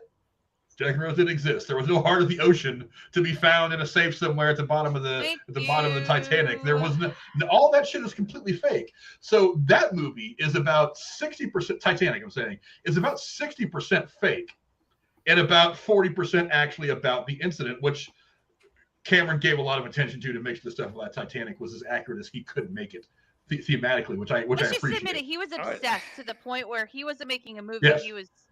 He became the Titanic world expert. Yeah. Now, while I say that we could have cut a lot of the love story stuff out of Pearl Harbor and made it a better movie, and I stand by that, you can't shake the fact that these people were actually based on people that were there. Kate Beckinsale's character is based on a person who actually experienced this. The two pilots are based on a person that actually experienced it. As a matter of fact, I didn't put it in my my thing. Where was it at here? Series, Inaccuracies, Spruce. I lost it somewhere. Damn it. Maybe it's up here somewhere. But oh hell, it was about the two pilots, and I totally lost it. See if I can find it real quick. Maybe I think it was farther up. But they actually interviewed one of the pilots who called it. He called the movie a piece of shit. In all fairness, but I can't find it. But yeah, I mean, these guys were actually there. And it tells the story of people like Chester Nimitz. It tells the story of people like Dory Miller. It tells it's got actual people in there that are represented well that actually existed in history. So yes, this movie is probably about, I would say it's the other way. It's about 60% real and about 40% movie bullshit, which I think is actually much, much better than Titanic. I don't understand why people choose to hate this movie and love a movie like Titanic, other than the fact it's popular to hate Bay and Bruckheimer, but everybody falls all over themselves for somebody like James Cameron, who makes one movie every 17 years. Well, I don't, because that's James Cameron's a douche. I can't stand that guy. James Cameron's a dick, and he doesn't. You can't win the fucking fight when you're the only one fighting. Like, you made the highest grossing film, and then you did it again. You beat yourself. I'm like, well, congrats, dude. There was no competition. No one asked. Never forget what he didn't leave the movie in fucking theaters for a year, but I mean, I'm just saying, whatever, dude. You can't keep winning the race if you're the one going around the fucking track for a whole year, dickhead. When it comes to James Cameron, never forget he was the guy that said Terminator Genesis and Dark Fate were good movies. Well, it's because just keep that in mind. Terminator just the two worst. No. The two latest ones, the abortions on film. Yes, no. He publicly defended these things until the check cleared and he could actually tell the truth. James Cameron's a douche that jerks off to blue people that put tails together. Thank you. You know what? What I think is the funniest shit about James Cameron is when the Mythbusters did that thing about like, here, let's make the door and let's see if this was true or not. And he was on that episode. The fucking shit-eating smirk that little fucker had when they told him, yeah, that wouldn't have worked. He's like, oh, really? I'm like, yeah, dude. And he was basically like, I don't give a fuck. I made the movie how I wanted to make. And fair enough. He's like, it's a story. He had to die. I'm like, I get what you're saying. But yeah, they scientifically just proved you fucking wrong. And he's just like, oh, I don't give a fuck. If we're going to talk about Titanic, I'm going to have a squirrel moment here. Oh, God. They could have killed. Get the graphic ready. We've all been squirreling. Other way. Who gives a fuck about a door? Why couldn't they have just, I don't know, had him fall off the ship or die saving her so she could get on a boat? Well, I don't know. But the fucking door logic and having her shivering there with a whistle in her mouth while he's drifting down to the depths of the ocean. What would it have done? Stupidest shit. I know we want to see him live, but I'm like, what would it have done? I don't know. Nothing. I'm telling you. Well, look I agree with him to the point where it's like, it is just a fucking movie, and yeah, he dies. That's kind of. But it's almost like, what's the most stupid way that we can kill him that people are gonna hate that we're just gonna be able to do because we're fucking James Cameron? That's what he did. The worst way. It's just like a fucking door. I'm gonna tell you. The first time I saw this movie, I saw it in the theater. And I literally stood up and go, he could have got on the door. I was so mad. Didn't Mythbusters disprove this, though? Like with Cameron on an episode? That's what I just said. Yeah, he was there, and he just kind of like went like, "Oh yeah, well I don't care." I'm like, "Of course you don't care because you made the highest grossing film of that time." Like, maybe even people complaining about it, debating about it, are going to go buy tickets to go see the movie again and again and again. So I know that's what I'm saying. As long like, as you guys are arguing, I'm cashing your checks. I think even Avatar had been out by that point. So again, he now had these another highest grossing film. So I'm like, I know he doesn't care. It's like the whole. I'm going to squirrel too. I know it's like the whole thing with the Harry Potter game that came out. I'm like, J.K. Rowling doesn't give a shit because she's making money. She doesn't know who we are. She doesn't fucking care. She's not making money directly from this, to be fair. That's why you need to shut up about it. But she's made her money. She doesn't care. Yeah, it's a game. Who cares about fucking politics? I had a fantastic time playing that game. Go ahead and cancel me if you want. I don't give a shit. Y'all are missing. Y'all are doing the exact same thing that 99% of people do when they talk about Titanic. Everybody else is having a squirrel moment. I'll have one too, by God. So, everybody wants to argue, oh, well, he could have got on the door. No, he would have died. Who cared? Either way, they both would have froze to death. That's beside the point. Secondly, the most unbelievable thing about that story is you're telling me that woman lived a whole life. And number one, A, never sold that necklace. B, kept it hidden for that long. And C, nobody noticed it in a purse, in a pocket, or anything else for 50 years. I'm just saying, that's the most unbelievable thing about that movie. Is there was never she could have paid. There was never a point to the ocean again to go see Jack. There was never a point in time where she's like, "Oh crap, I got to pay a mortgage. I don't have any money. Let's go to the pawn shop, or let's go to whoever rich guy will buy this necklace." Just okay, fine. So she's a very old goddamn liar. I think and paid for an expedition to go out there. Right. I'm just Jack for one last moment. Well, that's the thing. I think another YouTuber, CinemaSin, says something. He's like, I don't know. Maybe she could have gave it to her granddaughter. Maybe she needed money. She could have gone to school or done something with her life. I'm like, you're not telling me. You're not telling me in the 50 years between the moment you're laying naked getting drawn, which is the only reason I saw Titanic, was boobs. Just want to be clear here. And you're retelling this story to Bill Paxton, God rest his soul, is you never needed money in that time. You never. Come on, yeah. You keep this gaudy, just that necklace looks like the Infinity Stones from Marvel. Like that thing is huge. Who's ever going to wear that thing? It looks like the Tesseract made into a necklace. Is what it looks like. It's ridiculous. It's Titanic, but that's what I'm saying. Rose is the real villain of this movie. She's like Grandpa Joe levels of like from Willy Wonka. Like that dude's a dick. Your whole family is impoverished. You're bedridden. The second your fucking grandson gets a ticket to go to a magic chocolate factory, you dance the fuck up, starts dancing around. Screw you, dude. What the hell? Frank is right. What started this? This is. I don't know if I don't care about Titanic. I saw it once. I've seen Pearl Harbor twice in my life now. The first time I saw it, and then today for review purposes. Same, like I said, twice.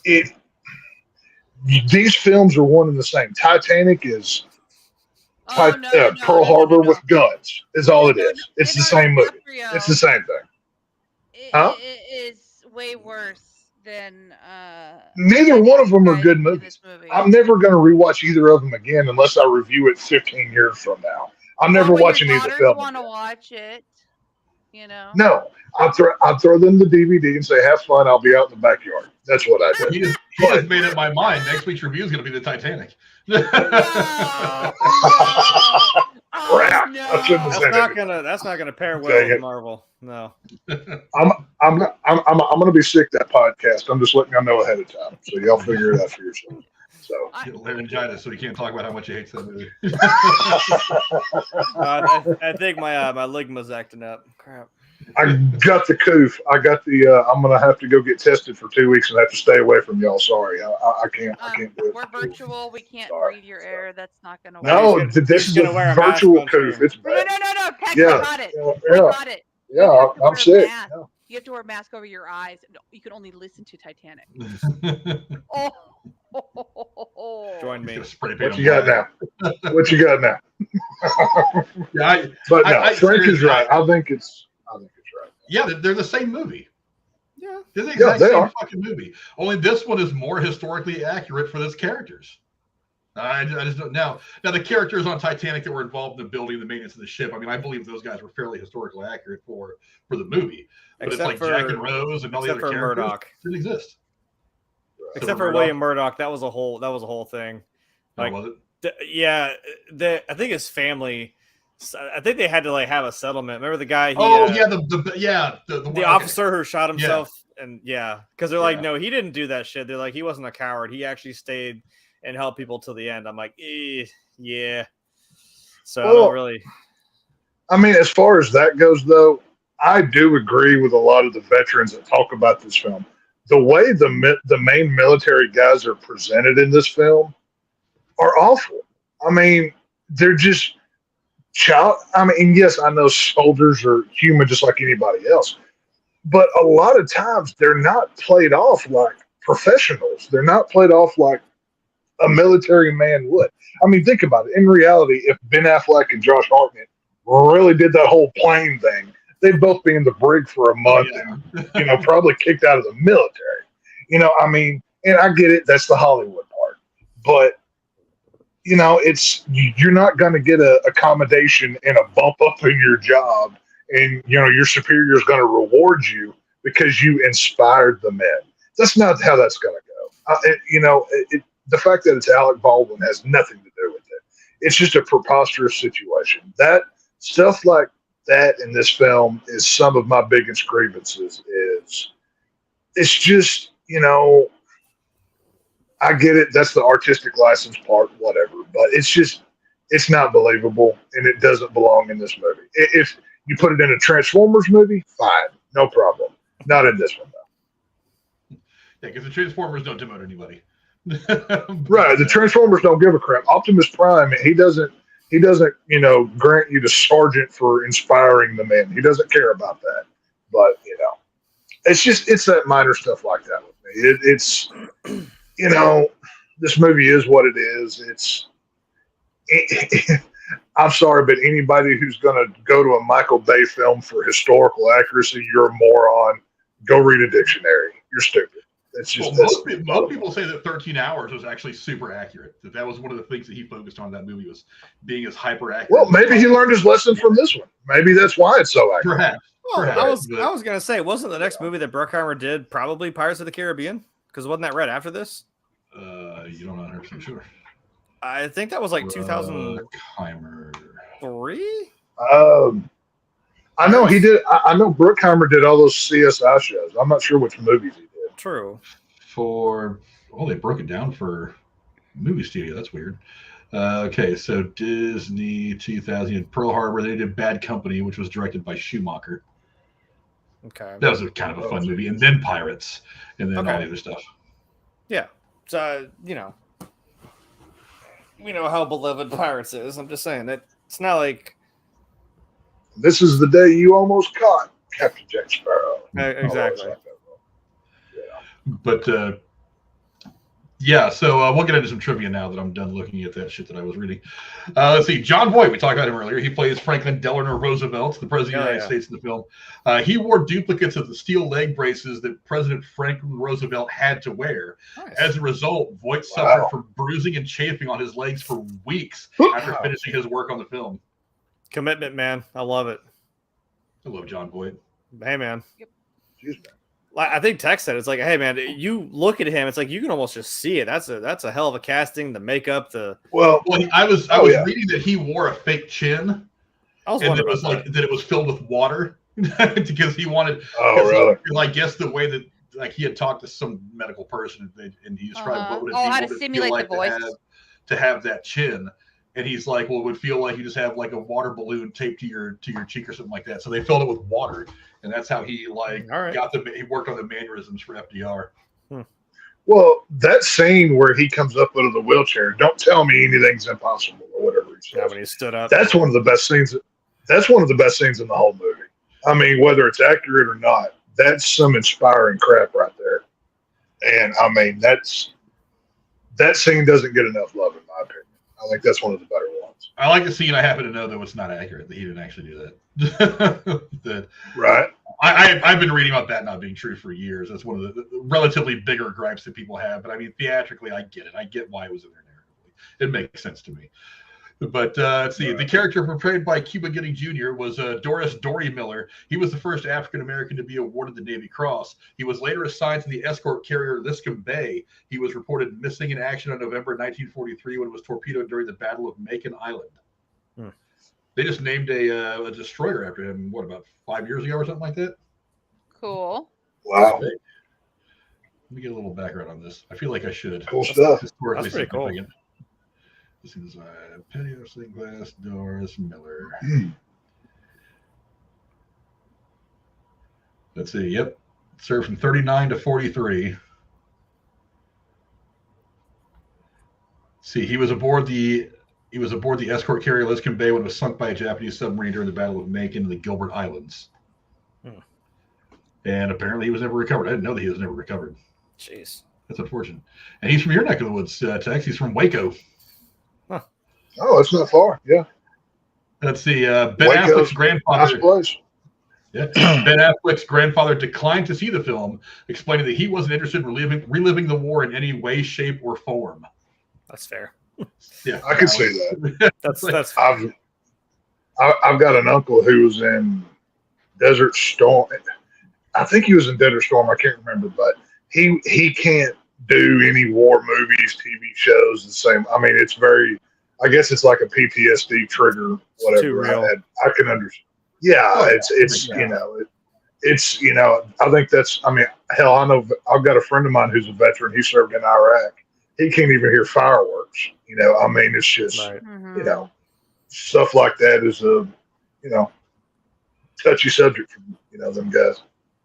Yeah, the shots of the series of 6 explosions in Battleship Row were filmed by 14 cameras and were actually staged on real Navy ships.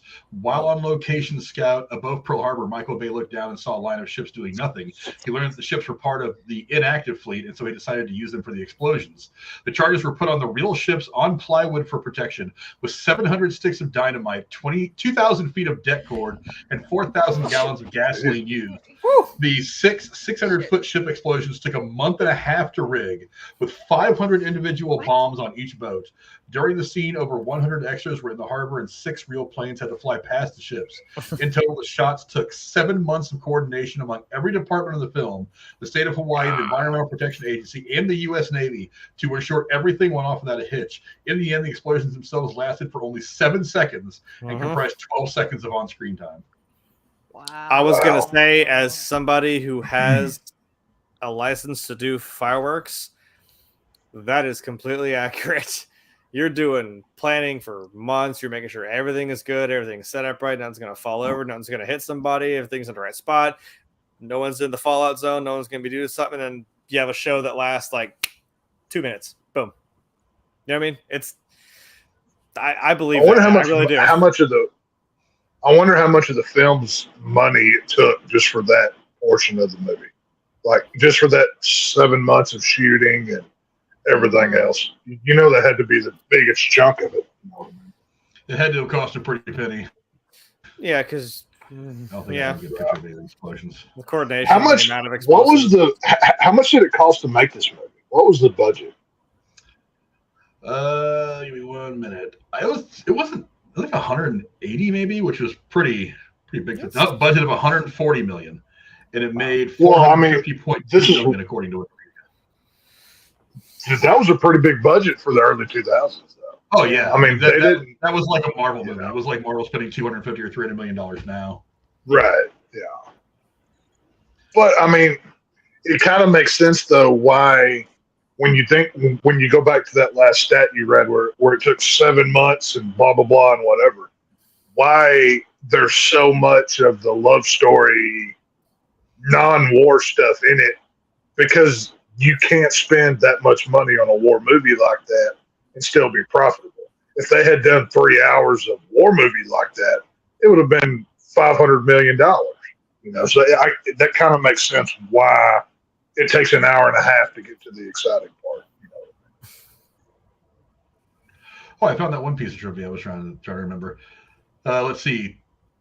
The roles of two male leads have the attack sequence are analogous to the real historical deeds of United States Army Air Force's Second Lieutenant George Welch and Kenneth M. Taylor, who took to the skies in P-40 Warhawk aircraft during the Japanese attack, and together claimed 6 Japanese aircraft and a few probables.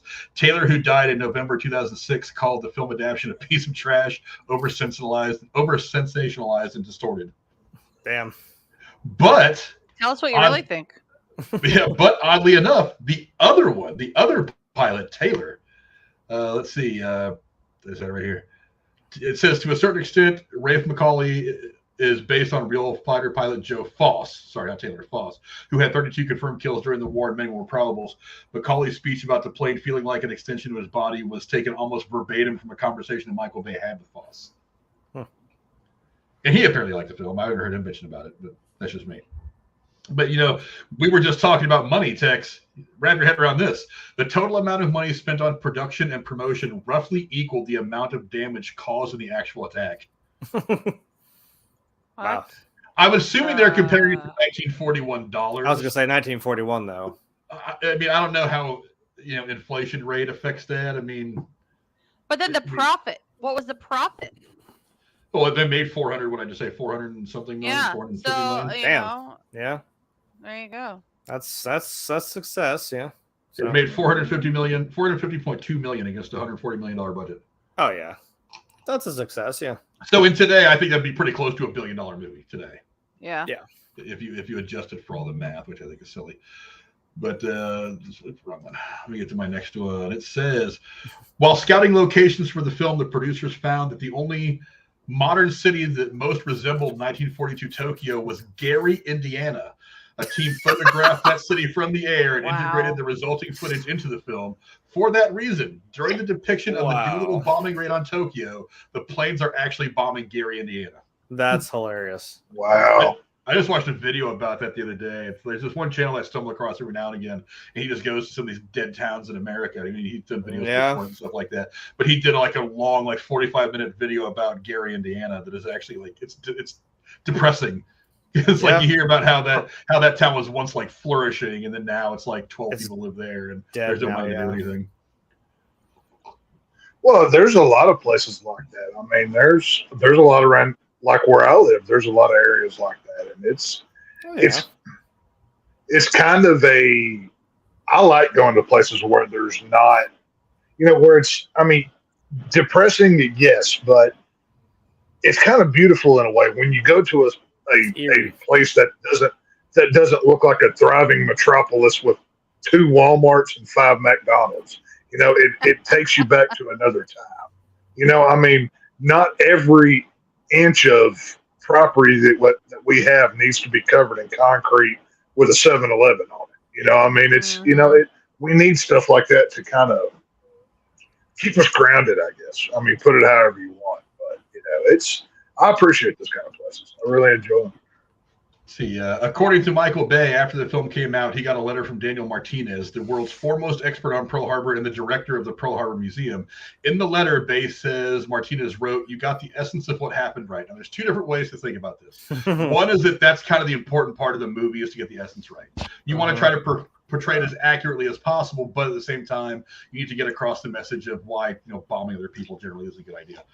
Why war kind of in general is not good and we should avoid it at all costs, whatever possible.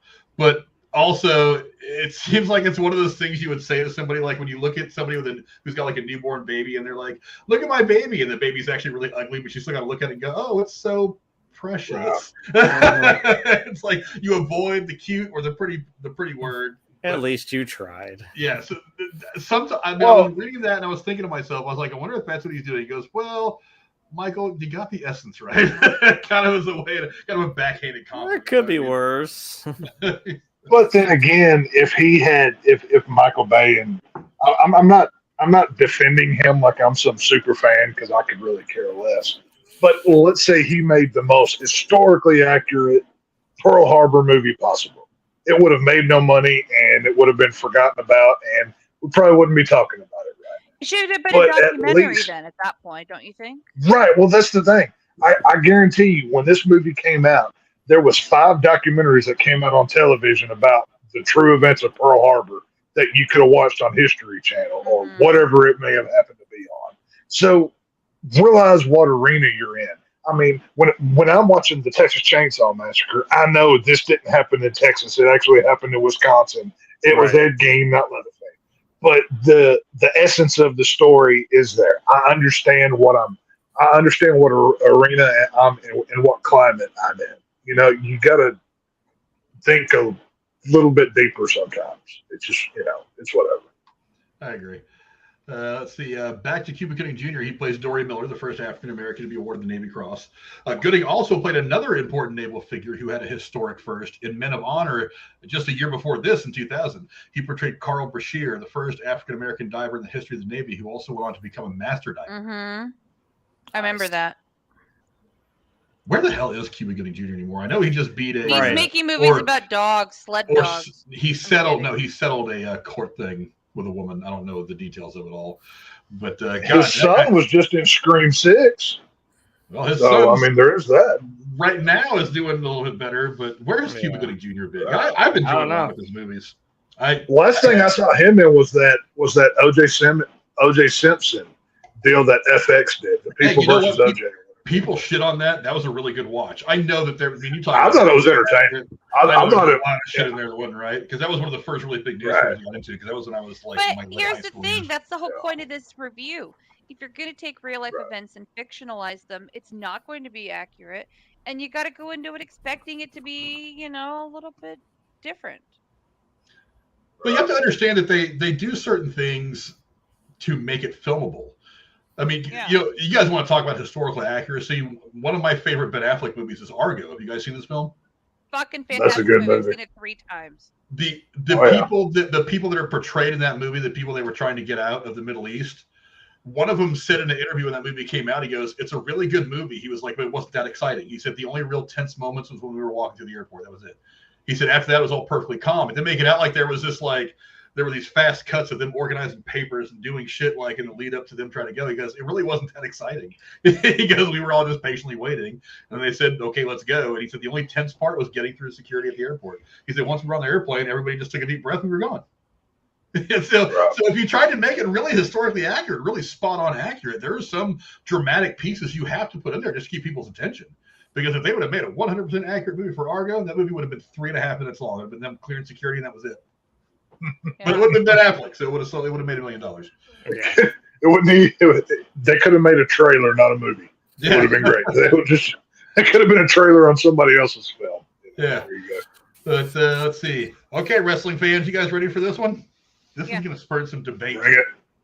WWE wrestler Kurt Angle was offered the role of Danny Walker, but Vince McMahon forbade him from accepting it. What? And the Vince McMahon hate session 3, 2. Well, honestly, I'm glad. I'm sorry. Kurt Angle's not a good actor. I've seen him in a couple of things. It's not his thing. His voice. Wrestling Kurt's. Can you imagine him trying to do a Southern accent? No. Hey, Kurt Angle won a gold medal with a broken freaking neck. Okay, I don't want to hear anything. That doesn't make him a good actor. Right. I know lots of people who survive some crazy shit. And they can't act for shit either. Kurt Angle is a tremendous. What? Does anybody want to see him kiss her? No. Hey, Kurt Angle is a great actor. It's true. It's damn true. And for all the wrestling fans out there, they're laughing because I'm throwing out his taglines right now, and y'all don't know what I'm talking about. So my jokes aren't landing, so screw you guys. But either way, I make my point. It's all good. So. Yeah, I thought that would spur some debate with the wrestling fans in the. Kurt Angle. Hey, you ain't never done nothing with a broken frickin' neck. I don't want to hear nothing out of y'all. So just saying. Despite popular belief, Matt Damon has no cameo firing a machine gun during the attack. I didn't know that was a thing. I've never heard that. I didn't either. I think it was an internet rumor. Did you hear the one about? I saw the scene and it's pretty convincing. It's pretty close.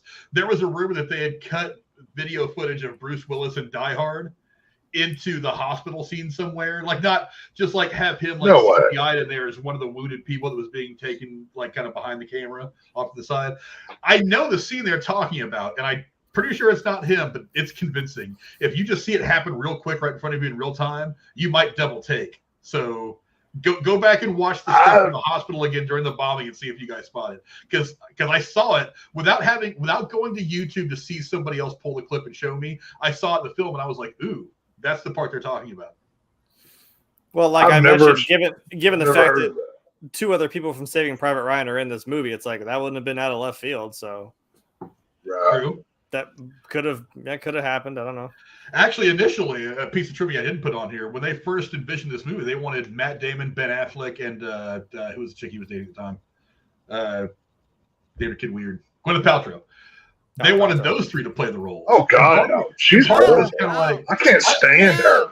Well, it's like I like her in some stuff. I don't like her in other things, but it's like I don't know. I like Kate Beckinsale. I think she pulls off cleaning products or candles that smell like her vagina. Yeah.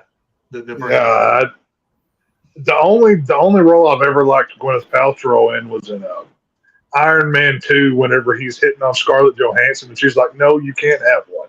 That's the only funny thing that she's ever done. For murder, she's actually great in Iron Man. I really like her as Pepper Potts. She looks very pretentious, like she would look at you, she would look down upon you if you were in her presence. I don't like her. So I don't know. Maybe that's just right. Let's see. That'd be horrible. One more piece of trivia. Did you know, Jeremy, that Michael Fassbender actually read for the part of Rafe? Fassbender said that Disney sent him a, quote, really nice note telling him that he didn't get the part. I don't know what a really nice note from Disney turning me down sounds like, but all right. Unless it involves a chick, it's not a nice note. Yeah, that sounds like kind of a backhanded compliment, like he was saying sarcastically. It's like Disney called him and said, "No, you're a piece of shit, fuck you." And then when somebody asked him about it, like years later, he goes, "Oh yeah, Disney sent me a really nice note," kind of with a wink and a nudge, like, "Yeah, you know what I mean. They didn't send me a really nice note." There's a Disney exec like off camera with a gun to his head, like, say the words right now. Say nice. He's probably thinking business wise because he knows Disney makes like 60% of the movies these days. And man wants a job somewhere, so he's not gonna look the gift horse in the mouth. If he wants to come back as Magneto at any fucking time, yeah, he better play nice. Please have him back as Magneto. That is a must, but probably won't happen. Well, I don't know. I did just see a thing I scrolled by, and I don't know how true it is, but it said like this Deadpool 3 is supposed to be the No Way Home of X-Men. I'm like, if you fucking do that, I'll lose my mind. That'll be cool. But I'd be cool with that. I'm down with that. Just what I saw. I'm like, if I see Ian McKellen come out there, if I see Patrick Stewart, and then you see, like I said, you see Fassbender and what's his goddamn name? Guy played young Charles McAvoy. James McAvoy. Yeah, I'm like, if you do that, I'll lose my mind. That'd be pretty wild. Hey, I say bring back Patrick Stewart one more time so we can snap his neck again. Let's just keep killing him. I'm getting tired of him dying, man. Quit killing Professor X. No, let's see. We've blown him up. We've snapped his neck. So in this next film, Deadpool needs to knock him out of his wheelchair and take off in it. That's what needs to happen. That's what I want to see, Mark. He's gonna jump in the back and be like, "Go." You're making me sad. I don't know. He's gonna be in Deadpool 3, so I mean anything is possible. We know it's gonna be funny, so yeah. But I don't know. Let me go to the chat real quick. I put a poll in the chat earlier. Hopefully you guys got a chance to vote. I said, what did you think of Pearl Harbor? Was it great? Was it okay? Or was it straight poop? Obviously Casey popped in here because there was one vote for straight poop, and that's just the kind of thing he does. But 50% that's Casey's vote. You are what you vote for. Was okay. And Casey voted that it was straight poop because Casey doesn't do about movies.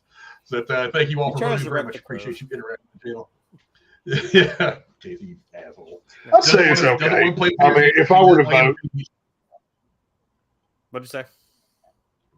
I'd say if I were to vote, I'd say it's okay. I mean, that's what I voted. I voted for it. It was all right. I'm never gonna, like I said, all cards on the table. I'm never gonna watch this again. It's Like I said, I watched it twice. I watched it when I was a kid, and then just so you're not going to buy 2 days ago. The version? No. No, I'm gonna erase that chapter in my memory bank of my mind and put more horror stuff in there. So that's probably what's going to happen here in the next couple of days. So I'm not saying I wouldn't watch it again. I'm just saying I don't know. I think the daunting part is like I got to have 3 hours of my time to watch it. That's the other part. You know. Yeah. That's. It wasn't that long. I mean, hell, like one time I went over to hang out with Frank and just casually he's like, "Hey, you want to watch an Endgame?" I'm like, "Sure." 3 hours later, just watch it real quick. It's cool. An afternoon later. We did, yeah. We just straight up watched Endgame for 3 hours. So yeah, you know, a little different, but yeah. Yeah, I'm cool. I have the 4-disc special edition that came out. I bought this years ago. Actually, one of these has got a shit ton of documentaries on it that are really interesting if you're into that kind of stuff. It just talks about kind of the history of the relationship between Japan and the U.S. and what kind of some of the buildup that happened that wasn't really involved in the World War II itself. That was kind of the political buildup between the two countries and shit like that. It's actually really interesting if you're into that kind of thing.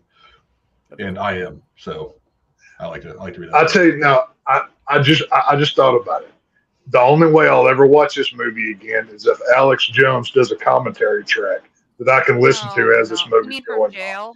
Then, so that way I can get the truth about what actually happened in World War II and Pearl Harbor, because Alex Jones tells no lies. Right, Cora? Right, Cora? Isn't that how it goes? Aren't you a fan? All the oil spilled into the harbor turned the frogs gay. That's what happened. Right. Listen, Alex Jones, do a commentary track, and I'll watch it. That's how I'll watch it. Bad touch. Yes, I had to get one in. I had to get one in at every episode. I hate Alex Jones, you know it. It is in my contract. I must get one every episode now. So it's all good. We'll go ahead and close it out there. Of course, now as we get to the end of the stream is when more and more people start coming in. But you have to hit rewind or hit it on replay at similar points. But we're going to go ahead and give some final thoughts real quick on the film. Lady Cora, I don't know, a quick summation of what you think of the movie. It was good if you mute all the scenes for the love story. Fantastic. Just mute the parts when they're being all lovey-dovey stupid. Somebody should do a supercut of this movie, just like you said, like they did with Obi-Wan with the whole series. Oh my God. Yeah, where's that guy when we need him? My Hero Life Mate Jeremy. Final paragraph, quick review of Pearl Harbor. Honestly, I'm a little bit different. I'm like, I don't mind the setup of the beginning and then up through the attack, but I'm like, I don't know if I would have just kind of awkwardly that's the namesake of the movie. We got there, we did it, and then we kind of awkwardly stumbled through. Okay, now we got to do a counterattack. I'm like, I don't really care. I don't know. Maybe we could have had a tie off of like the little weird love triangle after the attack had happened. Now it's kind of all like, well, that happened. Now we can sort this out. Not a bad movie. Like I said, I don't mind the build up. Maybe if it had just been the build up to the attack and then the attack itself, I don't mind. Like I said, I'm not saying I wouldn't watch it again, but whenever I have 3 hours of feeling like watching this movie again. Can I make a suggestion? Take a nap instead. Better for your health. Dude, that's gonna be the most immersive shit. Like I said, I'm gonna be sitting there sleeping alongside Ben Affleck there and fucking Josh Hartnett. I'm gonna wake up like, God, why is the Navy awake this early? The fuck? Oh shit! It's going. Whoa! So,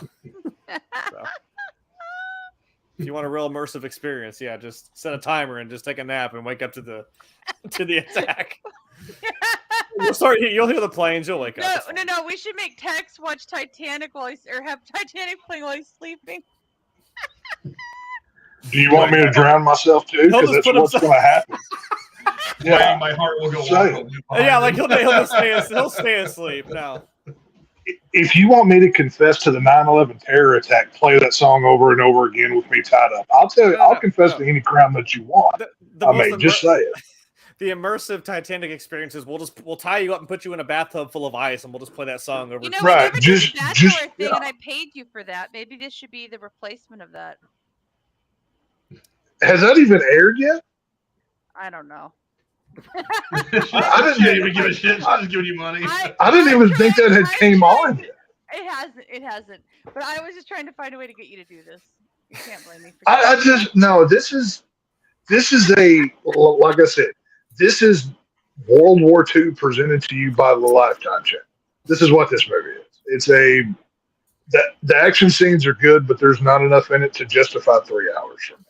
I don't need to see the love triangle story of Ben Affleck getting cucked out by his best friend. I'm good. I don't need to see this. So, now it's just pass. On to the next guy. So Well, he since did. we He got, did break bro code a little bit, even if he thought he was dead. Like that's still kind of a dick move, right, man. right. There's a man law here that we're gonna have to have a court. Well, it's Josh because Hartnett's girls probably break gonna get the rule death more penalty. than guys do. Girls go for their friends' exes Well, all I the just time. Yeah. well, it was Kate Beckinsale. I can't fault him too much. If I had half a shot with her, I'd do the same thing. Yeah. So she was a hot vampire chick. So put her in some skin tight black leather and let's have a party. Give her two machine guns. Let her go to town. Yeah. Hey, give her whatever she wants, and then, like I said, let's have a party. Well, Tex gave us his Oh, spot. good. Hey, I'm can we guessing. do a review of another? Did you movie expect of any ours? less? Did you really? Have we done Underworld yet? Because that's I'm fantastic. gonna say we haven't done Underworld. We haven't. I've watched all of them multiple times. Don't watch the last one where she gets the blonde hair. That was kind of garbage. But watch the first three, and then actually the first three in the prequel, The Rise of the Lycans. It's not a bad movie, but it's the worst out of the first four. So, give you my quick summation of the movie really quick. I think it's better than Titanic. I think it's more historically accurate, not by a whole lot, but I mean, it had kind of a low bar.